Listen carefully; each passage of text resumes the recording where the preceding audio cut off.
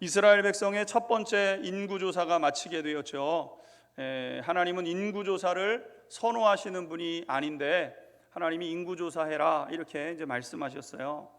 하나님이 인구조사를 좋아하시지 않는 이유는 이 숫자에 함정이 있기 때문에 그렇죠. 숫자에는 함정이 있습니다. 숫자를 따지다 보면 하나님의 능력도 제한하게 되는 이러한 이제 잘못을 범하기 마련인 것이죠. 자꾸 숫자 노름에 우리가 갇혀 있다 보면 할 수 있다 할 수 없다를 구분함으로 인해서 하나님이 할 수 있다고 한 것도 못한다 그러고 또 하나님이 하지 말라고 한 것도 할 수 있는 것처럼 생각이 되어져서 내가 교만함에 빠지게 되는 이런 일들이 있기 때문에 하나님은 그렇게 숫자를 이렇게 하는 것을 그리 좋아하시지를 않습니다. 그러나 하나님은 한 번씩 필요할 때는 이제 숫자를 계수하도록 그러셨어요. 그래서 하나님이 또 숫자 세는 거를 절대로 반대하시는가? 그렇지는 않고 꼭 필요할 때는 하나님이 숫자를 세도록 그렇게 하셨던 거죠. 그래서 이제 하나님은 출애굽한 이스라엘 백성들이 1년이 지났을 때 전쟁에 참전할 수 있는 사람들이 얼마나 되는지 계수하라고 이제 하나님이 말씀하셨어요. 그래서 이제 지파별로 이제 인구를 세어 보니까 레위인을 제외하고 요셉의 두 지파를 포함한 12지파의 수가 몇 명이었냐면은 60만 3,500명이 계수가 된 것이죠. 20세 이상 전쟁에 참여할 만한 힘을 가지고 있는 사람들, 이 사람들을 하나하나 한 사람 한 사람 선을 긋고 지나가게 하면서 쉬어보니까 합해보니까 60만 3,500명이 계수가 되었습니다. 그러니까 전쟁에 나갈 수 있는 사람의 수가 60만 명이니까 당연히 여자들의 숫자가 빠진 거니까 여자들의 숫자를 포함시키고 20세 이상과 전쟁을 치르지 못할 만한 기력이 없는 사람들의 이 숫자를 포함시키면 200만 명이 넘는 그 정도가 되지 않았을까 이렇게 이제 우리가 추론하게 되는 것이죠. 200만 명이 광야에서 이제 생활을 하고 있는 겁니다. 여러분 200만 명이나 되는 사람들이 먹고 마시고 배설하고 잠자고 여러분 생각을 해보십시오. 어마어마한 일이 아닐 수가 없잖아요. 그러니까 우리가 주일날 밥하는 것도 보게 되면은 우리 교회 식구들이 먹는 것도 많이 들잖아요. 그런데 얼마나 이 어마어마한 일이 아니겠습니까? 우리 교회가 예를 들어서 광야에서 이렇게 40년을 함께 지난다고 생각을 해보면 우리 교회 정도 숫자 한 200명 정도 넘는 우리 인원 아이들까지 이제 포함하면은 이제 좀 더 넘죠. 우리 한 300명 이렇게 이제 우리가 생각할 수 있는데 우리가 이 예배 출석하는 사람들만요. 그러니까 이렇게 정도 되면은 이 우리 식구들이 광야에서 40년을 만약에 산다. 그러면 굉장히 풀어야 될 문제들이 많이 있잖아요. 그런데 만 배가 되는 이 200만 명의 사람들이 아무것도 없는 광야에서 살아간다. 이것은 인간적인 방법으로는 인간적인 생각으로는 답이 나오지를 않는 겁니다. 어떻게 먹고 살지? 광야에서 농사를 짓고 살아야 좀 살만할 텐데 농토가 200만 명이 먹을 수 있는 정도는 돼야죠. 근데 이제 불가능한 거죠. 광야에서 아무것도 없는데 우리가 주일날 한 끼만 먹어도 밥을 몇 솥을 해야 되고 반찬을 만들어도 몇 개를 만들어야 되는데 이 사람들이 아무것도 나지 않는 곳에서 하루 이틀 그냥 그 캠핑하는 게 아니라 거기서 이제 살아야 되니까요. 굉장히 어려운 일이죠. 그래서 이제 민수기 말씀은 그 이스라엘 백성들이 이 광야에서 척박한 광야에서 어떻게 살아가야 하는가에 대한 이제 말씀이기도 하죠. 그래서 이제 1장의 인구조사가 끝나고 나서 2장에서부터 그러면 이 척박한 세상에서 어떻게 살아가야 되는가에 대한 이제 말씀을 시작하게 되는 거예요. 오늘 첫 번째 보게 되면은 질서 안에서 살아가야 되는 것에 대해서 이제 하나님이 먼저 말씀하시는 거예요. 1절과 2절 같이 한번 읽도록 하겠습니다.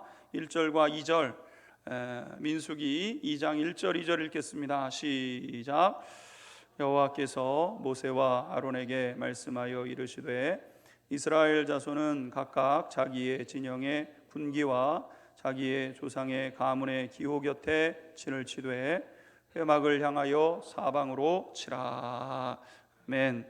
오늘 하나님은 모세를 통해서 이스라엘 백성들에게 이제 한 가지를 알려주시는데 2절에 있는 말씀처럼 이스라엘 자손은 각기 자기의 진영의 군기와 자기 조상의 가문의 기호 곁에 진을 쳐라, 이렇게 이제 말씀했다는 거죠. 그러니까 이스라엘 백성들이 출애굽을 하고 났을 때는 이때까지만 해도 이제 출애굽이니까, 출애굽 어떻게 했는지 우리가 다 알고 있잖아요. 그러니까 이제 갑자기 그 장남이 다 죽었어요. 문설주에다가 어린 양의 피를 바르라고 말해서 문설주에 이 어린 양을 잡아가지고 피를 다 거기다 이제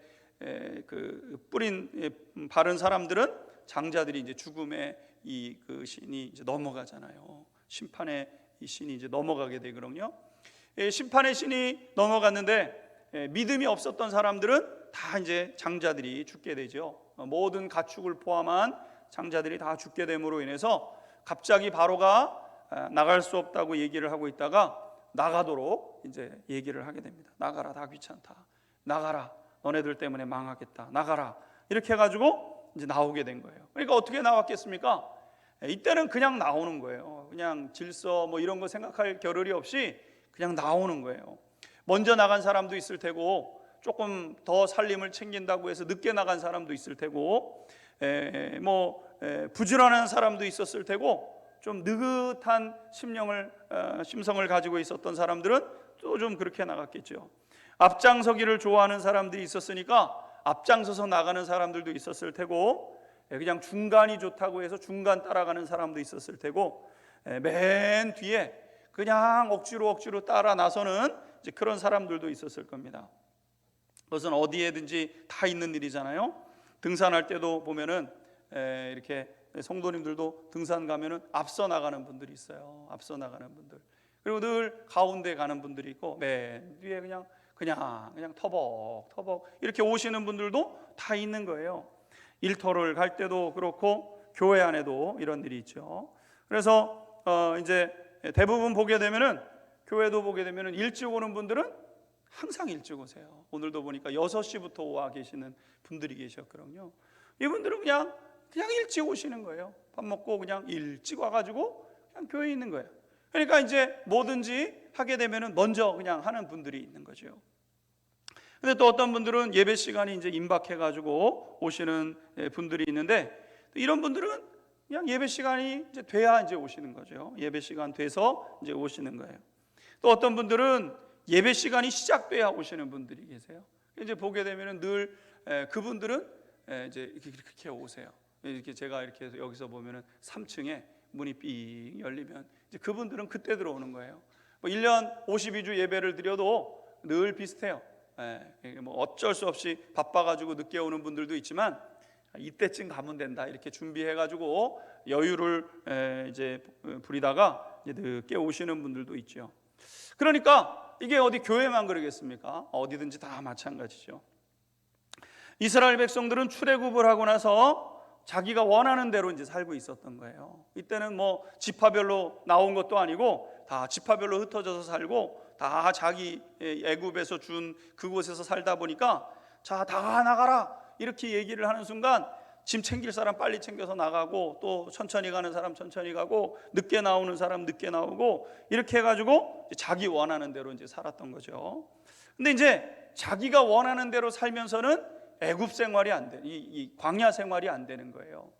그래서 이제 하나님이 이스라엘 백성이 이제 1년 지나고 나서 이스라엘 백성들을 계수하게 되는데, 이스라엘 백성들을 계수하게 되었을 때 원튼 원치 않든 자기 지파로 이제 가야 되는 거예요. 원튼 원치 계수해라. 근데 어떻게 계수하는가? 지역별로 계수한 게 아니라 지파별로 계수해라. 지파별로 계수하는 데서 지파별, 그다음에 종족별로 계수해라. 그리고 가문별로 계수해라. 이렇게 해가지고 이제 이 모든 지파들이, 유다 지파는 유다 지파대로, 르우벤 지파, 므낫세 지파, 갓 지파 다 이렇게 다 지파별로 길을 세워가지고 일단 거기에 이제 모였어야 되는 거죠. 그러니까 1년 동안은 자기가 원하는 대로 원하는 곳에서 살다가 늦게 가고 싶으면 늦게 가고 또 빨리 가고 싶으면 빨리 가고 뭐 이러면서 그렇게 시간을 보내다가 이제 계수가 끝난 후에는 이제 원튼 원치 않든 이제 지파에게로 간 거예요. 선을 넘어가야 이제 한 사람으로 쉬니까 나 여기 있어요 이렇게 저기서 손 든다고 한 사람이 되는 게 아니라 선 거놓고 하나 건너가야 이제 계수가 되는 거거든요. 누구든지 그 선을 넘어가야 이제 계수가 되는 거니까 다 모이게 되었던 것이죠. 여러분, 이것이 이제 이루어지자마자 하나님께서는 이제 각 지파별로 거주한다 이렇게 말씀하시는 거예요. 계수가 끝나자마자 이제부터는 지파별로 계수한다, 지파별로 이제 거주하게 된다 이렇게 말씀하시게 된 거죠. 사람이 몇 사람일 때는 큰 문제가 없죠. 내 마음대로 하는들 뭐 무슨 상관이 있겠어요. 나 혼자 살 때는 내 마음대로 한들 무슨 상관이 있겠어요. 내 집에서 나 혼자 살면서 내가 먹고 싶은 거, 내가 자고 일어나고 싶은 때 아무 때랑 일어나가지고 한들 무슨 문제가 되겠어요. 근데 일단 같이 살아가려고 하면은 일어나는 시간이 있어야 되는 거예요. 그리고 잠드는 시간이 있는 거예요. 아파트 같은 데서 살면은 피아노도 내 마음대로 못 쳐요. 피아노도 딱 얘기를 해요. 몇 시까지, 통상적으로 한 9시 정도까지. 잘 참아주는 사람은 10시까지. 나 밤에 피아노 치고 싶다고 피아노 치면 바로 연락, 당신 혼자 사는 거 아닌데 왜 그렇게 시끄럽냐, 낮에 해라 이러면서 이제 항의가 들어오는 거죠. 그러니까 이스라엘 백성들이 같이 살아야 되니까 같이 살기 위해서는 자기 자신을 좀 절제하고 또 질서 가운데 있어야 되는 이런 문제가 이제 생겨나게 된 것입니다. 그래서 오늘 본문에 보게 되면은 하나님은 각 지파별로 살아라 이렇게 이제 말씀하시게 된 거예요. 그러니까 함께 살아가기 위해서는 일정 부분 질서가 필요로 한 겁니다. 그러니까 함께 사는 데는 질서를 세우고 질서 가운데 있어야 되는구나. 그래야 같이 살 수 있구나. 이거를 우리가 이제 생각해야 되는 것이죠. 질서 안에서 개인의 자유와 존엄을 이야기해야 되는 겁니다. 개인의 자유와 존엄이 질서를 넘어서서 이야기하면은 안 되는 거죠. 그러니까 요즘 이제 우리나라가 보수든 또 진보든 이제 이렇게 자기 시위들 하잖아요. 근데 이제 우리나라가 굉장히 성숙한 민족이어서 질서를 지키면서 이제 그 자기의 주장을 얘기하는 거예요. 굉장히 높은 수준에 있는 거죠. 질서를 지키면서 자유와 존엄에 대해서 얘기해야 되는 거예요. 그런데 이게 이제 질서 없이 내가 원하는 거를 내가 꼭 쟁취해야 되겠다. 거기에 폭력도 들어가고 거기에 다른 사람의 것들을 해치는 이런 문제들이 들어가게 되고 이렇게 될 때는 이제 문제가 심각해지게 되는 것이죠. 그래서 질서는 통제 안에 내 자신을 이제 스스로 두는 거예요. 그러니까 우리가 함께 잘 살아가기 위해서는 질서를 세우고, 그것이 가정이든 교회든, 나 혼자 살 때는 이제 내 마음대로 살아도 되는 거예요. 내가 먹고 싶은 거 내가 먹고, 내가 자고 싶으면 내가 자고. 그러나 가정이 되면, 또 교회가 되면, 사회가 되면 뭐가 필요로 하냐면은 질서를 필요로 하게 된다는 거예요. 같이 살아가기 위한 것이죠. 하나님도 보게 되면은 하나님은 질서의 하나님이시죠. 하나님은 창조의 역사를 일으키시면서 하나님의 창조 역사의 핵심은 뭐냐면은 이 생명체들에게 생명을 부여하신 것과 더불어서 질서를 부여하시는 거였어요. 질서. 창세기 1장에서 3장까지 이 창조의 사건을 기록하는 사건을 보게 되면 크게 두 가지잖아요. 크게 두 가지예요. 첫 번째는 뭐냐면은 이 생명들이 있게 하기 위해 질서를 부여하시는 것. 이것이 창조 사건의 가장 첫 번째에 있었던 핵심 사건인 거예요. 그래서 물은 물대로, 땅은 땅대로, 빛이 임해서 어둠을 쫓아내고 빛과 어둠을 나누시고, 땅과 물을 나누시고, 땅 위의 물과 땅 하늘의 물을 나누시고, 이게 창조의 첫 3일 동안 있었던 이런 일이었던 거예요. 그러니까 창조가 6일 동안 이루어지는데 창조의 첫 3일은 뭐냐면은 빛과 어둠 나누시고, 땅과 물을 나누시고, 물과 물을 나누시고, 질서를 부여하시는 거였어요.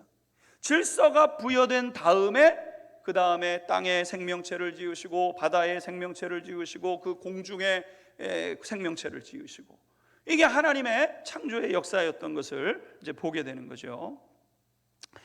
땅에 있어야 될 것은 땅에, 하늘에 있어야 될 것은 하늘에, 바다에 있어야 될 것, 물에 있어야 될 것은 물에. 그러니까 생명 창조에 앞서 무슨 일이 있었냐면은 질서를 세우는 일이 하나님의 창조 역사의 굉장히 중요한 모습이었던 것이죠. 하나님은 질서의 하나님이시라는 거예요. 고린도전서 14장 33절에 있는 말씀을 보게 되면 하나님께서 이렇게 말씀하셨어요. 고린도전서 14장 33절 같이 한번 읽겠습니다. 시작. 하나님은 무질서의 하나님이 아니시오 오직 화평의 하나님이시니라. 모든 성도가 교회에서 함과 같이. 여기 보게 되면 하나님은 무질서의 하나님이 아니시라는 거예요. 무질서. 내가 하고 싶은 대로 개인의 자유와 개인의 권리에 대해서 막 주장하면서 무질서하게 행동을 하면은 안 되고, 그 질서 가운데 있어야 된다는 거죠. 이거를 더 구체적으로 말씀하신 것이 고린도전서 14장 40절 말씀이죠. 고린도전서 14장 40절 함께 읽겠습니다. 시작. 모든 것을 품위 있게 하고 질서 있게 하라. 이게 지금 교회에 대한 얘기예요. 교회 안에서 신앙생활할 때도 모든 것이 품위가 있어야 된다는 거예요. 품위. 우리가 신앙생활하면서 우리가 우리 겉모습을 이렇게 포장하려고 하는 그런 품위가 아니라 예수님의 성품이 우리 속에서 이렇게 우러나와서 품위 있는 사람이 되어야 된다는 거예요. 좀 품위가 있어야죠. 예수 믿는 사람으로서의 품위, 따뜻함, 자상함, 또 주님이 보여주신 그 겸손함, 성실함, 이런 품위가 이 믿음의 백성들에게 있어야 되고, 모든 것을 품위 있게 하고 그 다음에 질서 있게 하라. 이렇게 이제 말씀하셨던 거죠. 그래서 신앙생활 역시 신앙생활도 크게 두 부분으로 나눌 수 있어요. 그것은 무엇이냐면은 해야 할 것과 하지 말아야 할 것을 구별해내는 거예요. 해야 할 것과 하지 말아야 할 것. 이 신앙의 ABC 기초는 뭐냐? 해야 될 것과 하지 말아야 될 것을 배워가는 거예요. 그러니까 우리가 말씀 중심적인 신앙생활을 하게 되는데, 말씀 중심은 뭐냐면은 우리가 할 수 있는 것과 하지 말아야 될 것, 할 수 있는 것과 할 수 없는 것, 이것을 구별해내는 작업을 하는 거예요. 말씀을 왜 배웁니까? 지적인 능력을 키우기 위한 것이 아니라, 우리가 이것은 할 수 있는 거구나, 이거는 해야 되는 거구나. 그런데 그 반면에 이것은 해서는 안 되는 거구나, 할 수 없는 일이구나, 이것을 분별해내는 거예요.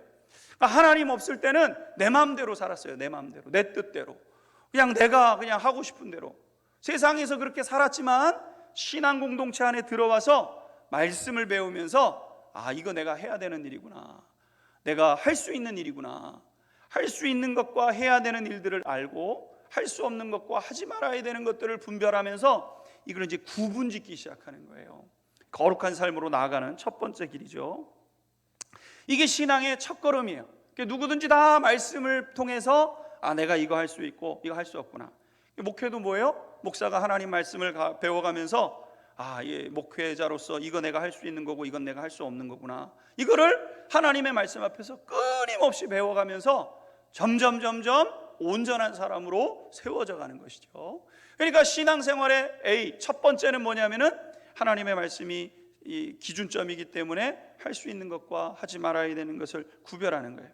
그 다음에 또 한 가지 신앙생활을 해야 되는 게 무엇이냐면은, 해야 할 것을 알았으면 그것을 힘써 이루는 것이 신앙생활인 거예요. 사랑하라 말씀하시면 내가 사랑해야 되는 거구나, 사랑은 이렇게 사랑하는 거구나, 모든 것을 참고 모든 것을 믿고 모든 것을 바라고 모든 것을 견디는 게 사랑이구나. 내가 생각했던 사랑은 내 감정적인 사랑인 줄 알았는데, 이 하나님이 말씀하신 사랑은 의지적인 사랑이구나, 내가 나를 쳐서 복종시키며 하는 게 사랑이구나 깨닫고 내 사랑의 방식을 바꾸면서 사랑으로 행하는 거예요. 내가 알았기 때문에 그것을 열심을 다해서 이루어가는 그것이 신앙생활인 거예요. 그러니까 신앙생활은 두 단계인데, 하나님의 말씀을 통해서 해야 될 것과 하지 말아야 될 것을 구별해내는 것, 질서를 부여하는 것. 질서가 부여됐다고 한다면 그 다음에 그것이 성취되도록 열심을 다하여 일하여 하나님의 말씀의 성취를 가져오게 되는 것이죠. 그러므로 가정에서도 가정 질서를 우리는 지켜야 돼요. 가정에서도 가정 질서가 있는 거예요. 가정 질서. 가정 질서의 첫 번째는 우리가 늘 이거는 너무너무 중요한 거니까요. 교회가 그리스도에게 순종하는 것처럼 아내들은 남편을 존중하고 남편에게 기꺼이 순종하셔야 돼요.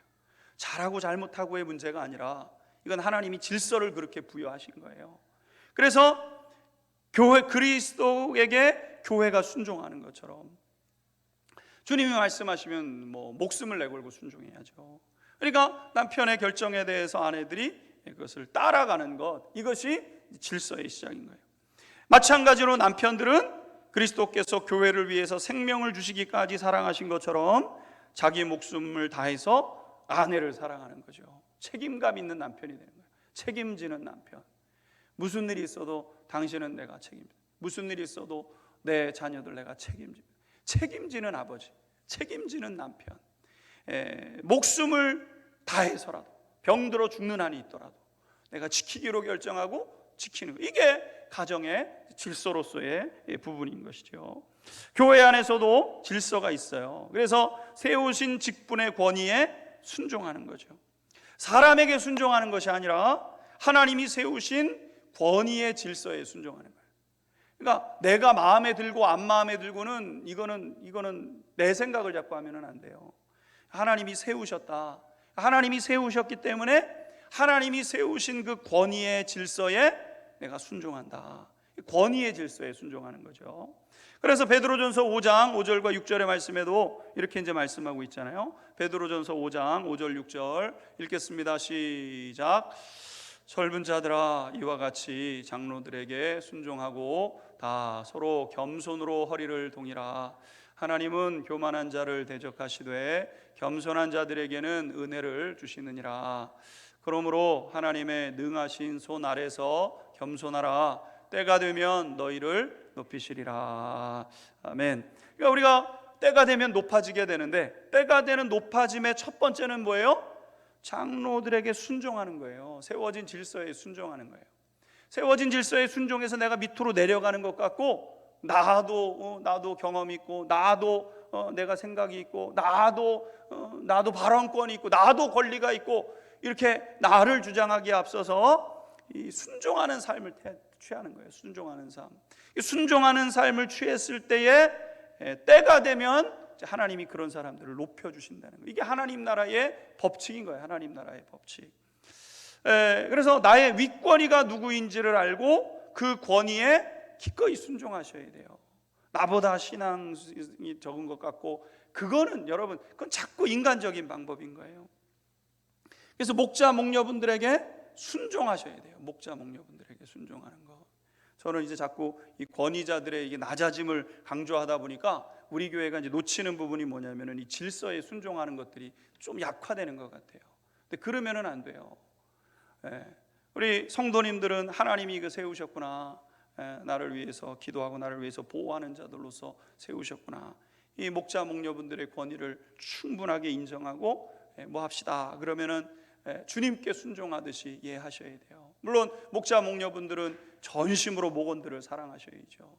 구역장 구역 강사님들은 정말 전심으로 내 구역 식구들을 사랑해야죠. 그런데 목원들은, 구역원들은 목자 목녀분들에게 순종해야 돼요. 이건 하나님이 세우신 질서이기 때문에. 그래야 교회라는 곳이 아름답게 세워지게 되는 거예요. 여러분, 다 생각이 있죠. 왜 생각이 없겠어요? 근데 나보다 생각이 짧아서 그렇게 하는 거겠어요? 아니, 그럼요. 아버지가 뭘 결정을 내릴 때는 아버지의 깊은 생각이 있는 거예요. 그럼 뭔지는 모르지만 순종하며 나갈 때 거기에 역사가 나타나게 되는 거죠. 일터에서도 마찬가지입니다. 윗권위를 귀하게 여기셔야 돼요. 베드로전서 2장 18절에서부터 20절 말씀을 보게 되면 이런 말씀이 있습니다. 베드로전서 2장 18절에서 20절 읽겠습니다. 시작. 사환들아 범사에 두려워함으로 주인들에게 순종하되 선하고 관용 있는 자들에게만 아니라 또한 까다로운 자들에게도 그리하라. 고난을 받아도 하나님을 생각함으로 슬픔을 참으면 이는 아름다우나 죄가 있어 매를 맞고 참으면 무슨 칭찬이 있으리요. 그러나 선을 행함으로 고난을 받고 참으면 이는 하나님 앞에 아름다우니라. 아멘. 사환들아 범사에 두려워함으로 주인에게 순종해라. 우리가 일터에서도, 우리가 일하는 우리의 사업장에서도, 우리가 일하는 그 일의 구조 속에서도 나보다 윗권위자들이 있잖아요. 윗권위자들. 어떻게 해야 돼요? 거기에 이제 순종해야 된다는 거예요. 선하고 관용하는 자들에게만, 좋은 리더들에게만 순종하는 것이 아니라 까다로운 자들에게도. 여기는 까다로운 자들이에요. 일하는데 아주 그냥 까다로워요. 까탈스러워요. 잘하려고 하는 사람이거든요. 까탈스러운 사람인데 그 사람들에게도 순종해야 된다는 거예요. 부당하게 고난을 받아도 하나님 앞에 생각함으로 슬픔을 참으면 아름다운 거라 그랬어요. 이게 믿음의 삶의 아름다움이죠. 그러니까 우리가 있는 곳에서 질서 속에서 일하는 것을 익혀가야 되는 거예요. 질서 속에서 익혀가야 돼요. 질서 속에서. 근데 이게 더디가는 것 같지만, 이 질서 따로 구분져가지고 굉장히 이게 우리가 왜 나는 그러면 여기만 있어야 되나, 왜 나는 유다 지파에만 있어야 되나, 우리가 이렇게 이 하나님이 세우신 질서에 대해서 답답함을 느낄 수 있잖아요. 나는 동편보다 서편이 더 좋은데, 나는 이 사람들이랑, 그런데도 하나님이 거기에 두시면은 거기에 있으면서 천천히 나가게 되는데, 거기에 하나님의 보호하심의 역사가 임하게 되는 거예요. 하나님의 보호하심의 역사. 하나님이 보호하시고 하나님이 역사하시고 섭리하시는 은혜가 이제 그곳에 임하게 되는 것이죠. 오늘 두 번째 보게 되면은 지파들의 진영 배정에는요, 그 중심에 성막이 있었다는 거예요. 성막. 그러니까 이스라엘 진영 동쪽, 이 동쪽에는 오늘 본문에 보게 되면 누가 있었냐면은 3절 말씀을 한번 보겠습니다. 3절 한번 읽겠습니다. 3절 함께 읽겠습니다. 시작.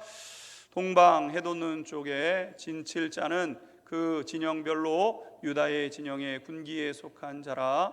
유다 자손의 지휘관은 암미다답의 아들 나손이요. 동쪽에 누가 쓰냐면은, 동쪽에는 유다 지파, 이사갈 지파, 스불론 지파. 유다 지파, 이사갈 지파, 스불론 지파. 서쪽에는 에브라임 지파, 므낫세 지파, 베냐민 지파.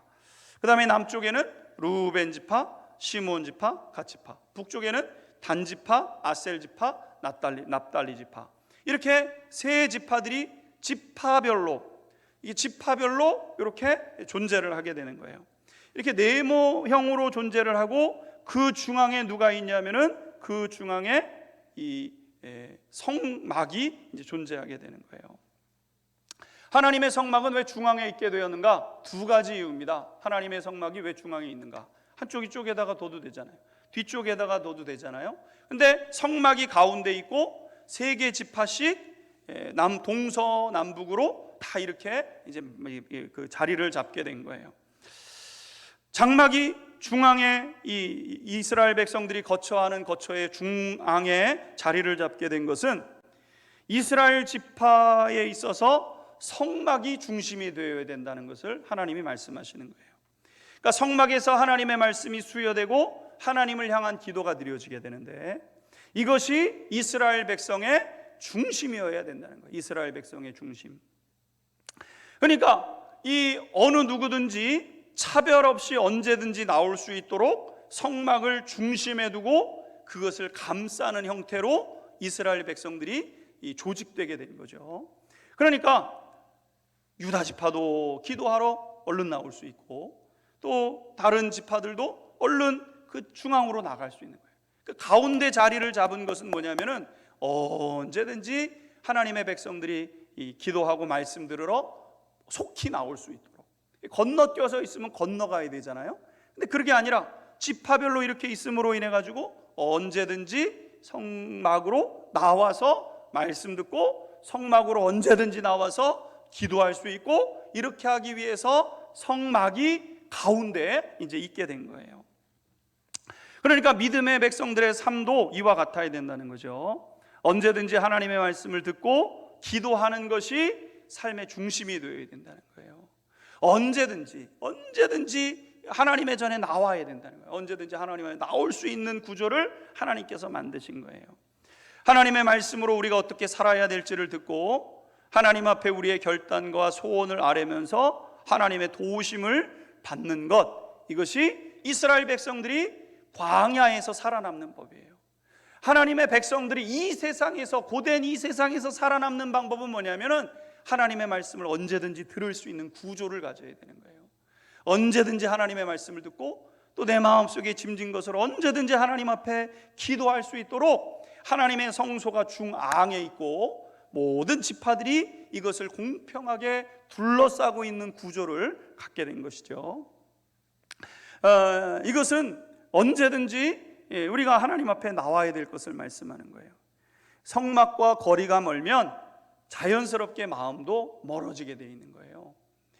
그러니까 우리가 종종 신앙을 마음 중심의 신앙으로 자꾸 이제 그러면 되지 뭐 하나님 뭐 다 어디나 계시는데, 우리가 이런 이제 마음들을 가져요. 그래서 우리가 이게 몸의 어떤 이 몸의 드림, 하나님 앞에 나와서 하나님 앞에 내 몸을 보이는 것, 이런 거를 좀 소홀히 할 수가 있어요. 근데 그거는 바른 신앙이 될 수가 없어요. 사람은요, 몸이 멀어지면 마음도 멀어지는 일들이 쉽게 일어나는 거예요. 아무리 내가 어떤 사람을 사랑합니다 해도 몸이 오래 떨어져 있으면 거기에 내 몸이 적응하기 시작하잖아요. 그러니까 우리의 이 마음을 믿을 수 없는 건데, 이 몸이 언제든지 나갈 수 있는 그런 구조 속에 있어야 된다는 거예요. 교회에서 너무 멀리 이사를 가는 거는 좋지 않아요. 다 할 수 있어요. 그 내 마음을 너무 많이 믿는 건데 내 마음이 그렇지 않습니다. 우리는 하나님의 성소를 가까이 두어야 돼요. 성전을 중심에 두고 누구든지 언제든지 공평하게 나올 수 있게끔 언제든지 하나님 앞에 나올 수 있도록 그렇게 하기 위해서 성막을 이스라엘 중심에 둔 거예요. 두 번째, 성막이 중심의 자리를 잡은 두 번째 이유는 뭐냐면은 성막을 보호하기 위함도 있는 거예요. 보호하기 위함. 그래서 오늘 본문에 이제 나타나는 것처럼 이제 유다 지파로부터 시작을 해가지고 모든 12지파들이 다 동서남북으로 감싸게 되는데, 성막을 감싸게 되는 거예요. 성막이 중요한 것이기 때문에 그것을 안쪽에 두고 보호하는 의미를 담고 있는 것이죠. 오늘날 교회도 마찬가지입니다. 교회도 마찬가지. 여러분, 교회는 누가 보호하죠? 교회는 누가 보호합니까? 하나님이 알아서 보호하십니까? 아니에요. 이스라엘 백성들이 보호했던 것처럼 오늘날 교회는 우리가 보호하는 거, 우리가 보호해 주는 거. 여러분, 우리 교회는 읍에서 보호해 줍니까? 거진 읍에 살아가고 있으니까 거진 읍에서 우리 교회 전기 공짜로 내주고 우리 그렇게 하나요?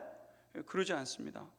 여러분, 군에서, 우리 고성군에서 우리 교회가 그래도 유력한 교회니까 우리 교회에 내가 무슨 특혜 같은 게 주는 게 있어요? 그런 거 하나도 없어요. 나라에서 세금으로 교회를 운영해 줍니까? 그런 거 없습니다. 여러분, 교회는 우리가 아니면 보호해 줄 리가 없는 거예요. 하나님의 성막이 가운데 있는 것은 이스라엘 백성들로 이 하나님의 성막을 보호하라는 거예요. 보호하라는 거. 그래서 교회는 구원 입은 성도들이 예수님의 몸으로서의 교회를 가장 중요한 것으로 여겨서 그것을 지켜가는 거예요. 누가? 하나님의 백성들이. 그러니까 우리 성도님들이 예수님의 이 피로 값주고 세우신 교회, 이 모든 성도님들 한 분 한 분, 이 피로 값주고 세우신 이 모든 이 사람들, 그 다음에 이 사람들이 모일 수 있는 이 교회 건물, 다 이거 누가 보호하는 거예요? 우리가 보호하는 거예요. 우리 성도님들이 함께 힘을 합쳐서 보호하는 거예요. 다 지파들이 그것을 외부에서부터 공격이 들어오게 되면은 뭔 막냐면은 이 성소를, 이 성막은 막아서는 거예요. 여러분, 우리 교회는 무슨 영업점이나 학원과 같은 곳이 아니잖아요. 교회는 목회자가 운영하는 무슨 카페나 학원 같은 데가 아니잖아요. 여러분, 제가 이렇게 합니까? 제가 사장입니까? 제가 사장 아니잖아요. 그죠? 저도 월급 받고 일하는 사람이잖아요. 여러분, 교회는요, 잠깐 와서 내가 필요한 것만 취하고 이렇게 돌아가는 것이 아니에요. 카페 가가지고 커피 한 잔 마시고 우리가 카페가 여기 지저분하네, 내가 치우고 가야겠네, 이렇게 하잖아요. 이렇게 하지 않잖아요. 근데 교회도 그렇게 다니시려고 하는 분들이 이제 수요예배 분들은 그런 분들이었겠지만 종종 있어요. 그래서 와가지고 그냥 하나님 말씀 딱 듣고 내가 취한 것만 딱 듣고 그리고 그냥 또 가버리는 거예요. 근데 여러분, 교회는 그런 곳이 아니죠. 교회는 이 하나님 아버지의 집이잖아요. 하나님 아버지의 집. 할렐루야. 교회는 아버지 하나님의 집이잖아요. 그러니까 아버지 하나님의 집에 우리가 다 나와가지고 내게 주신 은사와 재정을 가지고 돌보고 가꾸고 세워가는 거예요. 누가 지켜주지 않아요. 우리 거진성결 교회를 여러분 누가 지켜주겠어요? 누가? 여러분 읍에서 군에서 나라에서 아니에요. 아무도 지켜주질 않아요. 우리가 힘을 합쳐가지고 우리가 우리의 몸을 바쳐서 우리의 재정을 가지고 교회를 세워가는 것이죠. 곳곳에 내 손길이 닿아야 되는 거예요. 내가 우리 교회를 지키고 보호하는 거예요. 이스라엘 백성들이 12지파가 쭉 둘러가지고 적군이 쳐들어, 아말렉이 쳐들어오고 뭐 또 누군가 다른 나라가 쳐들어오고 애굽이 뒤에서 쫓아오고, 그럼 누가 막냐면은 이스라엘 백성들이 막아서는 거예요. 그 안에 자기의 가족이 있고 더 깊은 곳에 뭐가 있냐면은 성소가 있는 거예요. 성소. 이 성소를 지키고 보호하는 거예요. 이 진 안으로 들어오지 못하게끔 바깥에 있는 군인들이, 남자들이 딱 진을 치고 가면서 보호하면서 이제 서게 되는 것이죠. 그러므로 우리 교회는 누가 지켜요? 우리가 지키는 거예요. 우리 성도님들이 교회를 지켜가는 거예요. 뭐 잘못된 거 없으면 잘못된 거 없나? 아이고 뭐 이 교회는 이렇게 지저분해. 이 교회가 아니라 우리 교회잖아요. 내가 보고 여기 이게 지저분하구나. 그럼 뭐예요? 내가 갖다 걸레로 닦는 거예요. 여러분 우리 집에 들어가 가지고 아이고 우리 이 집은 왜 이렇게 지저분해 이러는 사람 있어요? 아이고 이 엄마가 참 게으르구만 이렇게 하는 분들이 있어요? 그렇게 하지 않아요. 엄마가 바쁘셨나 보네. 내가 닦아야죠. 부족한 것이 있으면 내가 감당하는 거죠. 그게 교회를 지키고 보호하라고 성소가 가운데 있게 된 거예요. 오늘 마지막으로 보게 되면 이 일에 가장 앞선 지파가 있는데 그 지파가 누구냐면은 유다 지파일 때는 유다 지파. 그래서 3절 말씀을 우리가 다시 보게 되면은 동방 해돋는 쪽 진칠자는 그 진영별로 유다의 진영의 군기에 속한 자라. 그러니까 이스라엘 백성들이 어느 쪽으로 진행하냐면은 동편으로 진행하는 거예요. 동쪽으로. 그러니까 맨 앞에 서는 지파가 누구냐면은 유다 지파를 선두로 이사갈, 스불론이 같이 대열을 맞춰가지고 앞으로 이제 나아가는 거예요.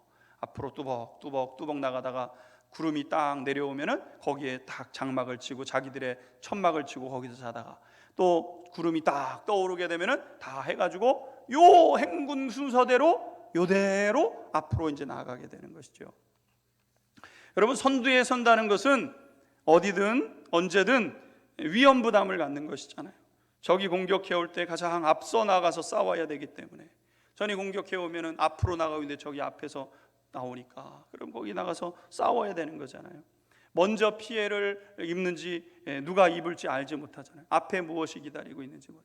군대 가게 되면은요, 이 보병들이 전진할 때 앞에 선발대가 한 두세 명 이렇게 먼저 앞서가요. 그다음에 본대 한 6, 7명이 뒤에 서고, 그다음에 후발대가 이제 뒤에 서는 거예요. 뭐 예를 들어서 폭탄이 터져도 두세 사람이 먼저 죽으면 본대가 이제 그래도 살아남을 수 있으니까. 그러니까 그 앞에 서는 사람들은요, 진군을 할 때 바꿔준단 말이에요. 왜? 위험 부담이 있기 때문에.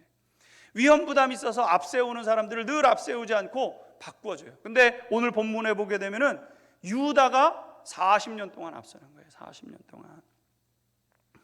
여러분, 이들은 더 긴장하고 있어야 되는 사람들이거든요. 더 긴장해야 돼요. 앞서짐을 짊어져야 되니까.